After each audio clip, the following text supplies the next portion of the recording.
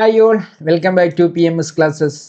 അപ്പം നമ്മൾ ഇന്ന് ഡിസ്കസ് ചെയ്യാൻ പോകുന്നത് സൗണ്ട് വേവിന്, അതായത് SLCയിലെ ഫസ്റ്റ് ചാപ്റ്റർ ആയിട്ടുള്ള സൗണ്ട് വേവിൻ്റെ കുറച്ച് പ്രീവിയസ് ക്വസ്റ്റ്യൻസ് ആണ്. അല്ലെങ്കിൽ എന്താണ് നമ്മൾ ബോർഡ് എക്സാമിന് എക്സ്പെക്ട് ചെയ്യുന്ന, അല്ലെങ്കിൽ ഇപ്പോഴത്തെ ഫസ്റ്റ് ടെർമിനൽ അതായത് ഓൺ എക്സാമിന് നമ്മൾ എക്സ്പെക്ട് ചെയ്യുന്ന ഒരു 15 ക്വസ്റ്റ്യൻസ് ആണ് നമ്മൾ എന്താക്കുന്നത് ഈ സെഷനിൽ ഡിസ്കസ് ചെയ്യാൻ പോകുന്നത്. സിമ്പിളാണ്, അതായത് ഒരു ക്വസ്റ്റ്യൻ പറയും, അതിന് അറൗണ്ട് ആയിട്ടുള്ള കൺസെപ്റ്റും കാര്യങ്ങളൊക്കെ ഇതിൻ്റെ കൂടെ പറയുന്നതാണ്. അപ്പോൾ ശ്രദ്ധിക്കുക, നമ്മൾ ആദ്യം തന്നെ എന്ത് പോവാണ്, ഫസ്റ്റ് ക്വസ്റ്റ്യനിലോട്ടേക്ക് പോവാണ്. ശ്രദ്ധിക്കണേ, ഫസ്റ്റ് നമ്മൾ എന്തിലേക്ക് പോവാണ്, ഫസ്റ്റ് ക്വസ്റ്റ്യനിലേക്ക് പോവാണ്. അപ്പോൾ ഫസ്റ്റ് ക്വസ്റ്റ്യൻ ഇതാണ്, സിമ്പിൾ ക്വസ്റ്റ്യനാണ്. സിമ്പിൾ നമുക്ക് ടഫ് കൂട്ടി പോവാം. അപ്പോൾ ശ്രദ്ധിക്കണേ, ഫസ്റ്റ് ക്വസ്റ്റ്യൻ എന്താ, find out the relation between the first pair and complete the other accordingly. അല്ലേ, അതായത് ഈ ഫസ്റ്റ് റിലേഷൻ നോക്കിയിട്ട്, അല്ലേ, ഫസ്റ്റ് റിലേഷൻ നോക്കിയിട്ട് സെക്കൻഡിൻ്റെ എന്താക്കാണ്, ഫിൽ ഇൻ ദ ബ്ലാങ്ക് നമ്മൾ എന്താക്കാണ്, ഫിൽ ചെയ്യാൻ പറയാണ്. അല്ലേ, ഇവിടെ പറയുന്നത് എന്താടാ, wavelength equal to metre എന്ന്. അങ്ങനെയാണെങ്കിൽ ഫ്രീക്വൻസി ഈക്വൽ ടു ഇവിടെ നമ്മൾ എന്താ ഫിൽ ചെയ്യേണ്ടതെന്നാണ് ക്വസ്റ്റ്യനിൽ ചോദിക്കുന്നത്.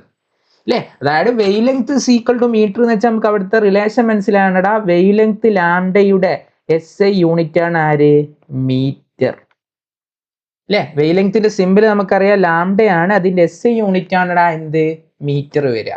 അങ്ങനെയാണെങ്കിൽ പറഞ്ഞടാ, ഫ്രീക്വൻസിന്റെ SI യൂണിറ്റ് ഓർമ്മയില്ലേ, പഠിപ്പിച്ചാന്നാണ്. ഫ്രീക്വൻസിന്റെ SI യൂണിറ്റ് എന്താടാ വരിക, ഹെഡ്സ് ആണ്. സിമ്പിൾ ഓർമ്മ HZ ആണ്.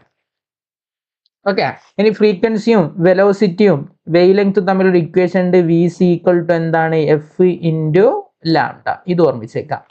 ഇവിടുന്ന് ചിലപ്പോൾ വൺ വേർഡ് ആയിട്ട് ചോദിക്കാം, F equal to V by lambda ആണോ, lambda equal to V by F ആണോ, അങ്ങനെയൊക്കെ എന്തിന് ചോദിക്കലുണ്ട്, എക്സാമിന് ചോദിക്കലുണ്ട്. ഓക്കെ, അപ്പൊ സെക്കൻഡ് പെയറിലേക്ക് പോവാണ്. ലൈറ്റ് വേവ് എന്ന് വെച്ചാൽ എന്താ, ട്രാൻസ്വേഴ്സ് വേവ്.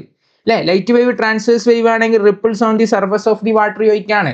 വാട്ടറിൽ അല്ലെങ്കിൽ വെള്ളത്തിൽ ഉണ്ടാകുന്ന ഓളങ്ങൾ എന്തിന് എക്സാമ്പിൾ ആണെന്ന് ചോദിക്കുന്നത്. അപ്പൊ നമുക്ക് ഡയറക്റ്റ് പറയാൻ പറ്റും അതെന്തിന് എക്സാമ്പിൾ ആണെടാ, ട്രാൻസ്വേഴ്സ് വേവ് തന്നെയാ. അതെന്തിന് എക്സാമ്പിളാ, ട്രാൻസ്വേഴ്സ് വേവിന് എക്സാമ്പിൾ തന്നെയാ. അവിടെ ആക്ച്വലി ലോഞ്ചിറ്റ്യൂണൽ വേവ് ഉണ്ട്. അല്ലേ, ripples on the surface of the water എന്ന് വെച്ചാൽ actually it is the combination of transverse wave and longitudinal wave എന്നാ പറയാ. എന്നാൽ കൂടുതൽ പോർഷൻ എന്താ ഉണ്ടാവുക, ട്രാൻസ്വേഴ്സ് വേവ് ഉണ്ടാവുക. ഓക്കെ, എന്തായാലും നിങ്ങൾ വലിയ ക്ലാസ് പഠിക്കും. Ripples on the surface of the water എന്ന് വെച്ചാൽ അവിടെ ട്രാൻസ്വേഴ്സ് വേവ് ഉണ്ടടാ, പ്ലസ് ലോഞ്ചിറ്റ്യൂണൽ വേവിന്റെ പോർഷനും. കൂടുതലായിട്ട് നമ്മൾ കാണുക ട്രാൻസ്വേഴ്സ് കമ്പോണന്റ് ആണ്. അപ്പൊ നമുക്ക് അവിടെ എന്ത് എഴുതി വെക്കാം, ട്രാൻസ്വേഴ്സ് വേവ് എന്ന് തന്നെ എഴുതി വെക്കാം. ഓക്കെ, അപ്പോൾ എന്ത് ക്ലിയർ ആണെന്ന് പ്രതീക്ഷിക്കുകയാണ്. അപ്പൊ നമ്മൾ എന്താക്കാണ്, സെക്കൻഡ് പാർട്ടിലേക്ക് പോവാണ്. അപ്പൊ ശ്രദ്ധിക്കുക, ട്രാൻസ്വേഴ്സ് വേവും ലോഞ്ചിറ്റ്യൂണൽ വേവും തമ്മിൽ വ്യത്യാസം എന്താ, ട്രാൻസ്വേഴ്സും ലോഞ്ചിറ്റ്യൂണൽ വേവും തമ്മിൽ വ്യത്യാസം ഇത്രയേ ഉള്ളൂ. ട്രാൻസ്വേഴ്സ് വേവ് ആണെങ്കിൽ വേവ് ഇങ്ങോട്ടേക്ക് പോകുന്നതിരിക്കുക. വേവ് ഇങ്ങോട്ടേക്കാണെങ്കിൽ അതിന് പെർപെൻഡിക്കുലർ ആയിട്ടാണ് ആര് ഓസിലേറ്റ് ചെയ്യുക, നമ്മളെ പാർട്ടിക്കിൾ ഓസിലേറ്റ് ചെയ്യുക. ഇതാണ് ട്രാൻസ്വേഴ്സ് വേവ്. ഇതാണ് ആര്, ട്രാൻസ്വേഴ്സ് വേവ്. എക്സാമിന് അറിഞ്ഞൂടെ ഈ ചിത്രം വരച്ചു കൊടുക്കുക. വേവ് ഇങ്ങോട്ടേക്ക് പോകുന്നുണ്ടെങ്കിൽ പാർട്ടിക്കിൾ അതിന് പെർപെൻഡിക്കുലർ ആയിട്ട് ഓസിലേറ്റ് ചെയ്യും. ഇനി ലോഞ്ചിറ്റ്യൂണൽ വേവ് ആണോ, സിമ്പിളാ. ലോഞ്ചിറ്റ്യൂണൽ വേവ് ആണെങ്കിൽ എന്താടാ പഠിച്ചത്, നമ്മൾ ക്ലാസ് റൂമിൽ പറഞ്ഞതാണ്. ലോഞ്ചിറ്റ്യൂണൽ വേവ് ആണെങ്കിൽ ശ്രദ്ധിക്കണേടാ, നമ്മുടെ പാർട്ടിക്കിൾ ഇങ്ങനെ പോകുന്നത്, നമ്മളെ വേവ് നേരെ പോവാണ്. അല്ലെ, ബ്ലാക്ക് കളറിൽ ആരാണ്, വേവ് ആണ്. വേവ് ഇങ്ങോട്ടേക്കാണ് മൂവ് ചെയ്യുന്നത്. അതിന് പാരലായിട്ട് നമ്മളെ പാർട്ടിക്കിൾ അങ്ങോട്ടും ഇങ്ങോട്ടും ഓസിലേറ്റ് ചെയ്യുകയാണെങ്കിൽ നമുക്ക് പറയാൻ പറ്റും ഇതെന്ത് വേവാടാ, ഇതെന്ത് വേവാ, ലോഞ്ചിറ്റ്യൂഡിനൽ വേവാ. ഇതെന്ത് വേവാണ്, ലോഞ്ചിറ്റ്യൂഡിനൽ വേവ് ആണ്. ഓക്കെ അല്ലേ, അപ്പൊ പെർപെൻഡിക്കുലർ ആണെങ്കിൽ ട്രാൻസ്വേഴ്സ്, പാരലൽ ആണെങ്കിൽ ആരാ, ലോഞ്ചിറ്റ്യൂഡിനൽ. അത് നമുക്ക് പറയാൻ പറ്റും. ഓക്കെ, അങ്ങനെ നമ്മൾ അടുത്തതിലേക്ക് പോവാണ്. അടുത്തൊരു ന്യൂമറിക്കൽ ക്വസ്റ്റ്യൻ ആണ്. What is the frequency of wave that produces 50 crest and 50 trough in 0.5 second. അല്ലെ, എന്താടാ ക്രസ്റ്റ്, എന്താ ട്രഫ്, എന്താ നമ്മൾ പഠിച്ചതാണ്. ക്രസ്റ്റും ട്രഫും ഒക്കെ എവിടെയാടാ വരിക, ട്രാൻസ്വേഴ്സ് വേവിന്റെ കേസിലാണ് വരിക. അല്ലെ, ട്രാൻസ്വേഴ്സ് വേവിന്റെ കേസിലാണ് ആരൊക്കെ വരിക, ക്രസ്റ്റും വരിക, ട്രഫും വരിക. എടാ, മേലെ കാണുന്ന ഈ റാ പോലത്തെ പോർഷൻ ഇല്ലേ, ഇതിനെ നമ്മൾ എന്ത് വിളിക്കുക, ക്രസ്റ്റ് എന്ന് വിളിക്കുക. ഇനി അടിയിൽ വരുന്ന യു പോലത്തെ പോർഷൻ ഇല്ലേ, ഇതിനെ നമ്മൾ എന്ത് വിളിച്ച ഓർമ്മ ഉണ്ടോ, ഇതിനെയാണ് നമ്മൾ എന്ത് വിളിച്ചടാ, ട്രഫ് എന്ന് വിളിച്ചത്.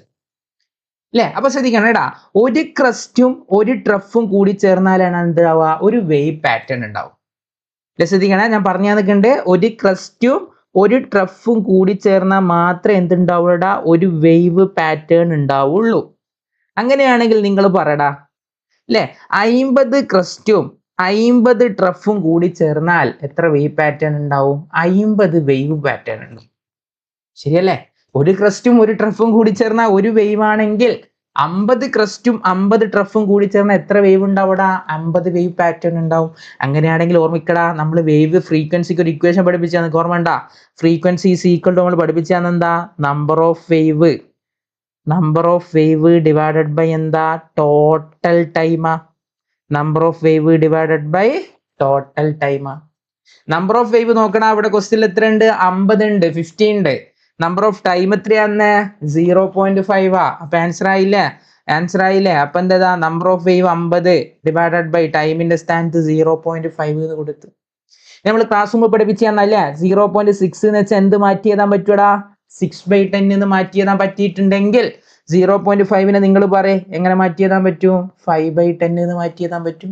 അത് വേണമെങ്കിൽ ഇവിടെ സബ്സ്റ്റിറ്റ്യൂട്ട് ചെയ്തോ, എന്ന ആൻസർ ആയി 50 ഡിവൈഡഡ് ബൈ 5/10 അല്ലേ? 50 ഡിവൈഡഡ് ബൈ 5/10 ആണ്. എന്നാ നോക്കണേ, 50 ഡിവൈഡഡ് ബൈ 5/10 ആണ്. നോക്കണേടാ, 50 ഡിവൈഡഡ് ബൈ 5/10 ആണ്.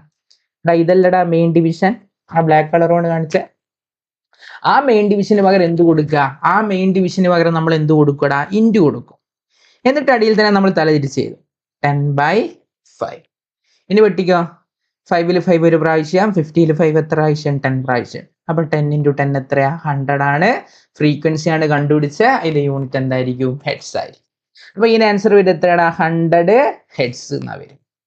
ഓക്കെ അല്ലേ? അപ്പൊ അതിന്റെ ആൻസർ വരും എന്താ? സിമ്പിൾ ആണ്. രണ്ടാമത്തെ ക്വസ്റ്റ്യൻ ആൻസർ എന്താണ്? 50 ഹെഡ്സ് ആണ്. ഒന്നുമില്ല, ഇക്വേഷൻ ഓർമ്മിച്ചേക്ക, number of wave divided by total time അല്ലെ? അതിന്റെ ഫിസിക്കൽ സിഗ്നിഫിക്കൻസ് നമ്മൾ ഓൾറെഡി പറഞ്ഞതാണ്, ഒരു സെക്കൻഡിൽ ഉണ്ടാകുന്ന വേവിന്റെ ആണ് അല്ലെ? ഇനി ഓസിലേഷന്റെ കേസിലാണെങ്കിൽ ഒരു സെക്കൻഡിൽ ഉണ്ടാകുന്ന ഓസിലേഷന്റെ എണ്ണം. ഇനി റൊട്ടേഷന്റെ കേസിലാണെങ്കിൽ ഒരു സെക്കൻഡിൽ ഉണ്ടാകുന്ന റൊട്ടേഷന്റെ എണ്ണം. ഓക്കെ, അതിനെ നമ്മൾ എന്ത് വിളിക്കുക? ഓരോന്നിന്റെ റെസ്പെക്റ്റീവ് ആയിട്ടുള്ള എന്ത് വിളിക്കുക? ഫ്രീക്വൻസി എന്ന് വിളിക്കുക അല്ലെ? നമുക്കറിയാം നമ്മുടെ വീട്ടിലെ കറണ്ടിന്റെ ഫ്രീക്വൻസി എത്രയാടാ? പഠിപ്പിച്ചാൽ ക്ലാസ് പറഞ്ഞതാണ് 50 ഹെഡ്സ് ആണ്. നിങ്ങൾ മനസ്സിലാക്കേണ്ട, ഒരു സെക്കൻഡിൽ നമുക്ക് അടുത്ത ചാപ്റ്റർ പഠിക്കാണ്ട് ഇങ്ങനത്തെ 50 AC സൈക്കിൾ അവിടെ ഉണ്ട്. ഇനി അമേരിക്കയിലേക്ക് പോവാണെങ്കിൽ അമേരിക്കയിലെ കറണ്ട് ഫ്രീക്വൻസി ഓർമ്മിച്ചോളെ, അവിടെ 60. ഒരു സെക്കൻഡിൽ എത്ര ഉണ്ടാവും? 60 ഹെഡ്സ് ഉണ്ട്. നമ്മൾ ഇന്ത്യയിലെ കറണ്ട് ആണെങ്കിൽ അവിടുത്തെ കറണ്ട് ഫ്രീക്വൻസി എത്രയാടാ? 50 ഹെഡ്സ് ആണ്. ഇങ്ങനത്തെ 50 ഒരു സെക്കൻഡിൽ ഉണ്ടാവും. ഓക്കെ, അപ്പൊ ഫ്രീക്വൻസി പറഞ്ഞ അഡീഷണൽ ആയിട്ട് പറഞ്ഞു നേടും, നമ്മൾ എക്സാമിന് ചോദിക്കൊന്നുമില്ല, ജസ്റ്റ് പറഞ്ഞു നേടും. ഓക്കെ, അങ്ങനെ നമ്മൾ നെക്സ്റ്റ് ക്വസ്റ്റ്യനിലേക്ക് പോവാ. അവിടെ പോയി ക്വസ്റ്റ്യൻ പോയോ? ഓക്കെ, ശ്രദ്ധിക്കണേ, ക്വസ്റ്റ്യൻ ഇതാടാ. What is the minimum distance required between the sound source and the reflecting surface to hear and echo in air? നമ്മൾ ബൈഹാർട്ട് പഠിപ്പിച്ചു തന്നാ അല്ലെ?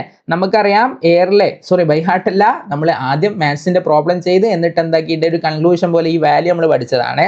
നമ്മൾ speed of sound in air നമ്മൾ തൽക്കാലം എടുക്കും. Speed of sound in air ഞാൻ തൽക്കാലം എടുക്കുകയാണ്. എത്രയാണ്? 350 m/s ആണ്. ഇത് ഡെൻസിറ്റി കൂടുന്നതിനും കുറയുന്നതിനനുസരിച്ച് ഈ വാല്യൂ മാറും. 340 ഒക്കെ എടുക്കും. നമ്മൾ 350 വെച്ച് ആവറേജ് ആയിട്ട് എല്ലാ പ്രോബ്ലത്തിലും നമ്മൾ മെയിൻ ആയിട്ട് എടുക്കത്തില്ല 350 ആണ്. ഇനി ചില കേസിൽ 340 വരെ ശരിയാണ്. ഓരോ ക്വസ്റ്റ്യൻസ് അനുസരിച്ച് മാറും.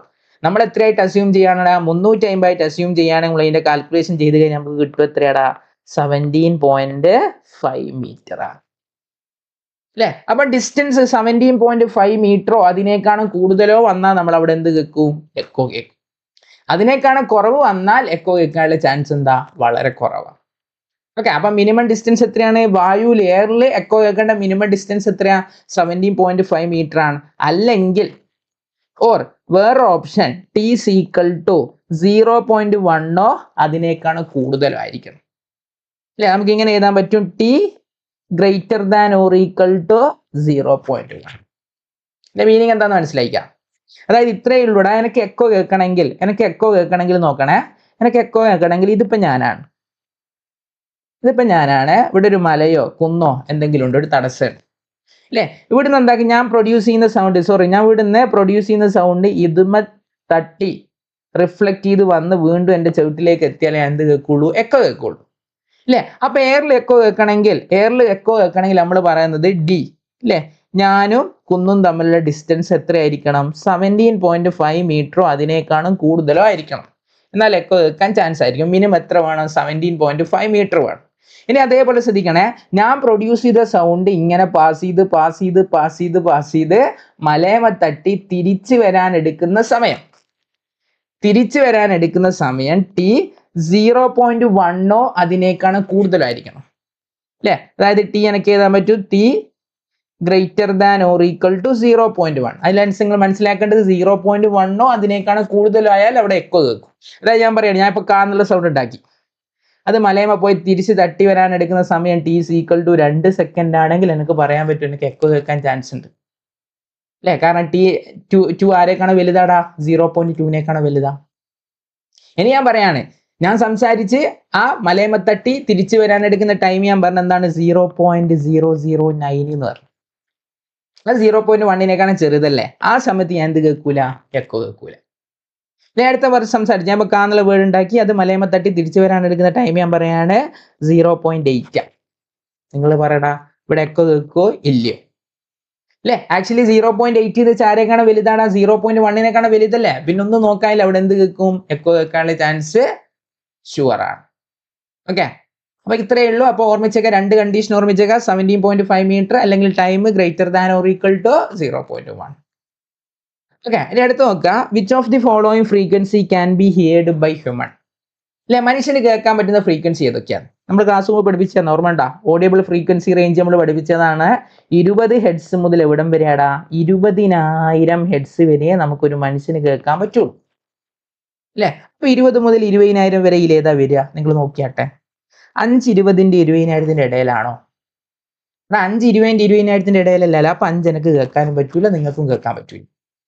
ഇനി നോക്കിയാൽ 2000. ആക്ച്വലി 2000 എന്ന് വെച്ചാൽ 20ന്റെയും 20,000ത്തിന്റെ ഇടയിലല്ല വരിക. അപ്പൊ 2000 ഹെഡ്സുള്ള സൗണ്ട് എനിക്കും കേൾക്കാൻ പറ്റും, നിങ്ങൾക്കും കേൾക്കാൻ പറ്റും. ഇനി 200 KHz എന്ന് എഴുതിയ, കെ എന്ന് വെച്ചാൽ കിലോ ആണ്. അപ്പൊ 200 കിലോ ഹെഡ്സ് എന്ന് വെച്ചാൽ 200 കഴിഞ്ഞിട്ട് അഡീഷണൽ ആയിട്ട് എത്ര പൂജ്യം ഉണ്ടടാ? 3 പൂജ്യം ഉണ്ട്. അപ്പൊ ഇത് റീഡ് എന്താ? ഒറ്റ, 10, 100, 1000, 10,000, ലക്ഷം, 2 ലക്ഷം ഹെഡ്സാ. 2 ലക്ഷം ഹെഡ്സ് നമുക്ക് ഓഡിയബിൾ ആണോ? 20,000 വരെ ഉള്ളൂ. അപ്പൊ ഇതെന്തല്ല? ഓഡിയബിൾ അല്ല. ഇനി അടുത്ത് നോക്കിയത് 50 KHz ആ. KHz എന്ന് വെച്ചാൽ കിലോ ഹെഡ്സ്. അപ്പൊ ഇതിനെ മാറ്റി വായിച്ചോക്കെ, 50 കഴിഞ്ഞിട്ട് അഡീഷണൽ ആയിട്ട് എത്ര പൂജ്യം ഇടാം? 3 പൂജ്യം ഇടാം. ഇത് വായിച്ചോക്കട്ടെ. ഒറ്റ, 10, 100, 1000, 10,000, 50,000. 50,000 നമുക്ക് കേൾക്കാൻ പറ്റുമോ? ഇല്ല, 50,000 നമുക്ക് കേൾക്കാൻ പറ്റൂല. അപ്പൊ ഈ ഫ്രീക്വൻസി നമുക്ക് എന്താ അല്ലടാ? ഓഡിയബിൾ അല്ല. ഓഡിയബിൾ ആകുന്ന ഒരേ ഉള്ളൂ ഈ ഓപ്ഷനിൽ ഏതാണ്? 2000 ആണ്.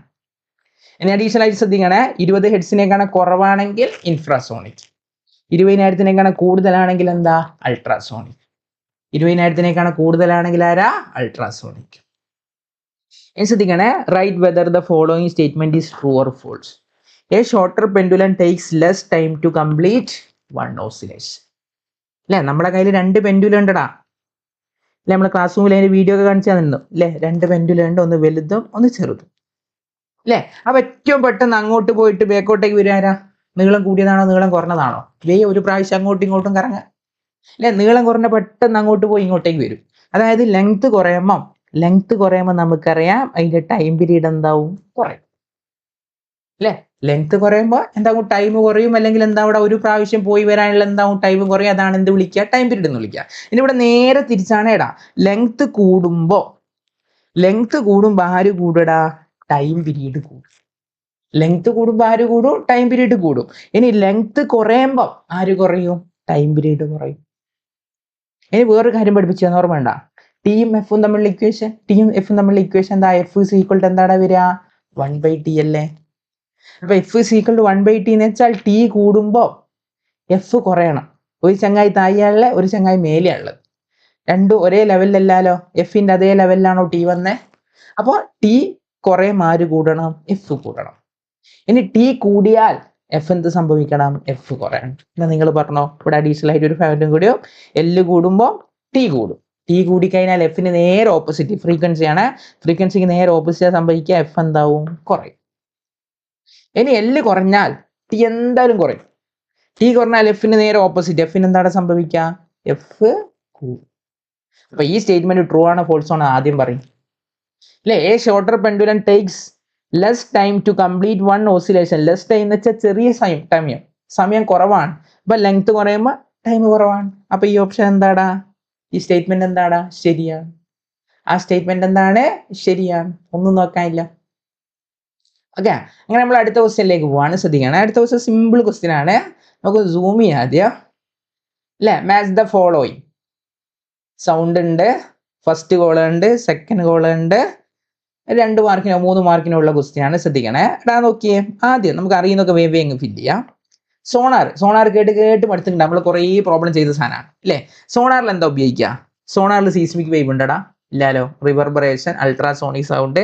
അപ്പോൾ സോണാറായിട്ട് മാച്ച് ചെയ്ത് വരുന്ന സാധനം എന്താ? അൾട്രാസോണിക് സൗണ്ടാണ്. സോണാറിൽ ഉപയോഗിക്കുന്ന സൗണ്ടാണ് ഇത്, അൾട്രാസോണിക് സൗണ്ട് അല്ലേ. സുനാമിന്റെ സമയത്തൊക്കെ ഉണ്ടാകുന്ന വേവ് നമ്മൾ പറഞ്ഞതാണ്. സുനാമിയുടെ സമയത്തൊക്കെ ഭൂമി കുലുക്കത്തിന്റെ സമയമൊക്കെ ഉണ്ടാകുന്ന വേവാണ് ഇത്, സീസ്മിക് വേവ്. അതും ഫില്ലായി. ശ്രദ്ധിക്കണേ, മൾട്ടിപ്പിൾ റിഫ്ലക്ഷൻ കാരണമാണ് എന്തുണ്ടാവുക? റിവർബറേഷൻ ഉണ്ടാവുക. പറഞ്ഞല്ലേ, മൾട്ടിപ്പിൾ റിഫ്ലക്ഷൻ കാരണമാണ് ആയിട്ടുണ്ടാവുക റിവർബറേഷൻ. ഇങ്ങനെ ഒരു മുഴക്കാണ്. ഗിറ്റാറിന്റെ ഒക്കെ സമയം കാരണം അവസാനം ഉണ്ടാകുന്ന മുഴക്കത്തിനെ നമ്മൾ എന്ത് വിളിക്കുക? റിവർബറേഷൻ എന്ന് വിളിക്കുക. അതിന്റെ വീഡിയോ ഒക്കെ കാണിച്ചാണ് അല്ലേ. ഇനി സൗണ്ട് ബോർഡിൽ എന്താണ് നടക്കുക? സൗണ്ട് ബോർഡിൽ അല്ലേ, നമ്മൾ ഓഡിറ്റോറിയത്തിന്റെ ബേക്കൊക്കെ ഒരു സൗണ്ട് ബോർഡ് വെക്കും. സാധാരണ ഓഡിറ്റോറിയത്തിന് ബേക്കുന്ന സൗണ്ട് കേൾക്കുമോ? ഇല്ല. ഓഡിറ്റോറിയത്തിന്റെ മുന്നിൽ നിന്നാലേ നമുക്ക് എന്ത് കേൾക്കുള്ളൂ? സൗണ്ട് കേൾക്കുള്ളൂ. ബേക്കിൽ സൗണ്ടിന്റെ ഇന്റൻസിറ്റി കുറവാണ്.